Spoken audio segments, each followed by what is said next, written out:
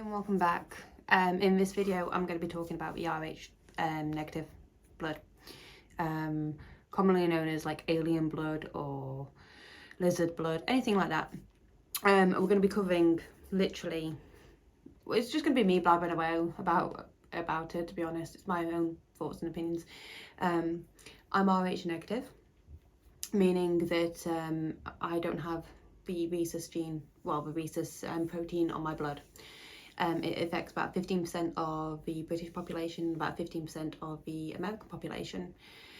There's not really much known about it. It's there's quite a lot of theories, and I guess like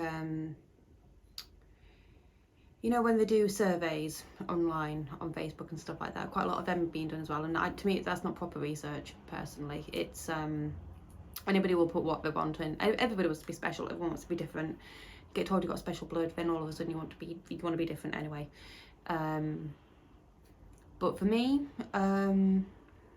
it's not really been a problem, I don't think. Anyway, it has caused issues though with pregnancies. I have had miscarriage before, because with a woman, when she's Rh negative, they can reject their babies, because if that baby is not Rh negative, then it's classed as a foreign body and the body will reject it. That's why we have to have that anti-D injection, whether they put it in your arm, your leg, your bum, but it always changes every year. I've had 3 kids, changes all the time. But yeah, that's why you have to have that anti-D injection to stop bloods crossing. Now with my second birth, my son wasn't coming out properly, and I was in a lot of pain and labour was very strong, and the nurse said, "Has your waters broke?" I said, "No, my waters haven't broke." "Oh, they must have." "No, I think I'd noticed when my waters broke." And so doctor came in straight away, took a sample from my son's head and said, "Look, we need to go into theatre straight away." And I remember the epidural in the back, it was horrible. I remember all of it. And the minute they went to go cut me open to get my son out, I ripped open. I was huge with him as well. And as all that happened, my waters broke at the same time as well. And I can remember the nurse there that told me that my waters hadn't broke. I'm laid there with obviously this big sheet right in front of me. And I can just remember feeling this rush of water. Like, just, I can remember the warmth, if that makes sense, because obviously it was everywhere. And I just remember laying there going, "Told you my waters hadn't broke." Like a little twat. She glared at me. But yeah, I'd ripped open, I'd split open. I lost about 7 pints of blood. And I had this Asian doctor squeezing, his knuckles were white as he was squeezing this blood into me, as I'm just laid there all la-di-da, completely oblivious to everything happening around me. Got the doctor at my belly with my uterus and everything in his hands, with holes all over it, and he's patching it all back up. And probably about an hour I'm in there, and they take me back in to obviously recovered now, and they've taken me into the recovery room where my son is, and I'm shivering like mad. But because my blood type, I've had to have a whole different blood transfusion. There's not many people who donate Rh negative blood, if that makes sense. So I'm very, very, very lucky. And then with my third child, absolutely petrified, because I've been pregnant, and I'm like, oh crap, because I'm scared stuff was happening beforehand. He was even bigger. Again, waters hadn't broken properly.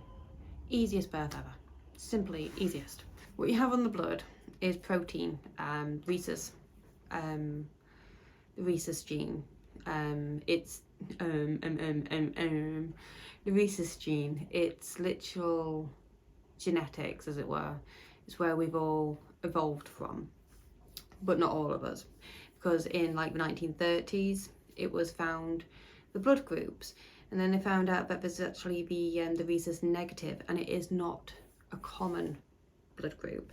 So 15% of the UK, 15% of the US have about this blood group. And 15%, you're thinking, oh, well, that's not actually all that uncommon, especially these days when you look at things. But yeah, this blood group exists. Now it's being classed as like alien blood or lizard blood. And there's not really much on there, because there's not really much that can be done. Nowadays you're going on research which is asked information to people of the public, and most people of the public want to be special, want to be different. Does that make sense? So you ask a questionnaire, especially on Facebook and the likes, and you're asking a questionnaire what you think is a scientific question, and some people will be all like that. Oh, what Disney princess am I? What Disney character am I? I want to be that special one. So I don't feel that every single answer is 100% correct, but there has been research done on certain people with different blood types, and it shows that some people with the Rh negative have a higher risk of developing, have a high risk of developing mental health issues or antisocial personalities, those kind of things, which it's not everybody with Rh negative blood is going to be put in these groups. So don't automatically put yourself in those kind of groups. I've just read this. Rh negatives are immune to the serious effects of a toxoplasma parasite, which attacks the human brain, causing blindness. You're more susceptible to skin conditions like allergies. Hi, Tiny. You come to bug me, have you, missus? Come here then. Come on, you sit with your mummy for 2 minutes. But only 2 minutes, okay? This is my teeny tiny Tina. She's got a gut full of dynamite and a booty like meow. My booty girl. Right. People with Rh negative blood seem to be more in tune with animals and a bit more aware of nature.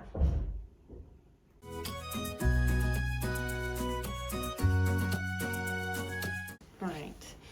They say people with Rh negative blood are more in tune with nature and animals, and I have to agree that I do prefer the company of animals over humans. I ain't gonna lie. Hey, my baby girl. People kind of have a go at me sometimes because animals, I talk better with animals than I do humans.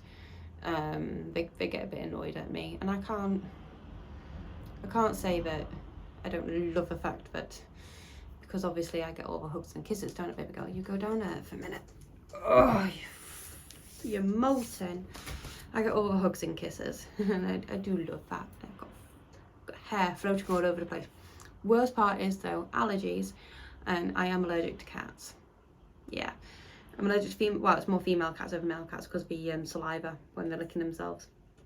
That's why I don't want to be touching my face, but I've got hair going all over the place now. Thanks.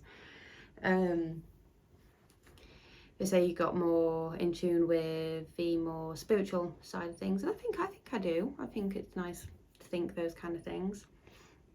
But it doesn't make you an alien, I don't think. Sorry. I don't think I'm an alien anyway. I do like to joke that I'm a lizard because I've got a little thing under my tongue where I can spit out. I'm not a lizard, but I am a lizard. I can spit out crap underneath my tongue. It's weird. I thought everybody could do it. To be honest, I thought quite a lot of things about me. Everybody was normal, but apparently not. And it doesn't make you weird if you are Rh negative. If anything, it makes you more open up to the world around you, in my mind. Yes, I'm getting your hairs off me still, missus. Yes. It makes you more in tune with paying attention to the world around you. I like to think that it spreads kindness as well sometimes. People seeing me do kind acts can be a butterfly effect at times. I do like that because it then shows that I have got an effect on somebody, even if it is me showing that you can pick up a bee and save bees when you see them out and about.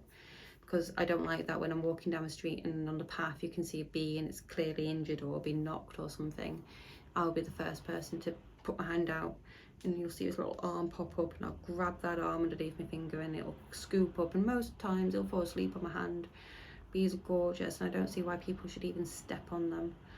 And I think I am very much in tune with nature. It doesn't make you a hippie chick being Rh negative, but then what's wrong with being a hippie? I'm just saying. I'm random and weird, and people still have to deal with me on a daily basis.